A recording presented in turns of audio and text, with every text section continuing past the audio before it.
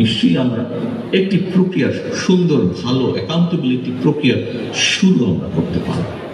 আমরা যদি এখানে শুরু করতে পারি, ধীরে ধীরে আমরা আমাদের দলের বিভিন্ন পর্যায়ে শুরু করতে পারব। আমরা যদি দলের বিভিন্ন পর্যায়ে শুরু করতে পারি, দৃঢ়ভাবে আমি বিশ্বাস করি ইনশাআল্লাহ আমরা সামগ্রিকভাবে দেশের স্থানীয় থেকে শুরু করে জাতীয় পর্যন্ত সকল পর্যায়ে আমরা ধীরে ধীরে অ্যাকাউন্টেবিলিটি শুরু করতে পারি।